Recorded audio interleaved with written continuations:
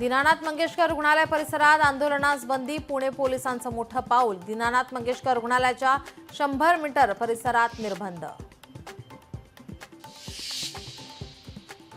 मनसे नेते संदीप देशपांडेंना अज्ञात व्यक्तीकडून धमकीचा फोन. मराठी विरुद्ध अमराठी वादाच्या पार्श्वभूमीवर धमकी. दादर पोलीस स्थानकात तक्रार दाखल. बँकांमधील मराठी भाषा वापराच्या मुद्द्यावर मनसे इंडियन बँक असोसिएशनशी करणार चर्चा.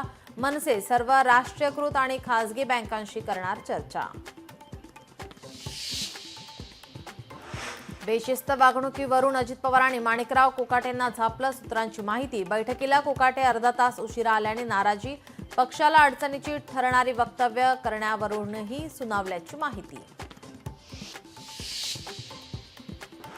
इतिहास संशोधक इंद्रजीत सावंत धमकी प्रकरण. प्रशांत कोरटकरच्या जामीन अर्जावर आज निकाल. कोरटकरचा कारागृहातील मुक्काम वाढण्याची शक्यता. नागपूरमधील हिंसाचार प्रकरणातील आरोपीचा सायबर पोलिसांना पीसीआर मंजूर. आरोपी फहीम खानचा 2 दिवसांसाठी पीसीआर मंजूर. कोरोना काळातील ऑक्सिजन निर्मिती घोटाळा प्रकरण. कर्मचाऱ्यांवर खटला चालवण्यास बीएमसीचा नकार. पुरेसे पुरावे नसल्याने खटला चालवण्यास नकार.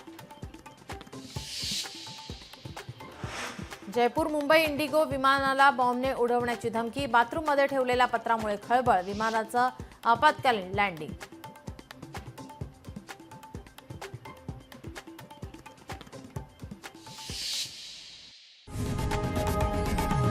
लोकशाही मराठी ऐका, पहा, जागरूक रहा.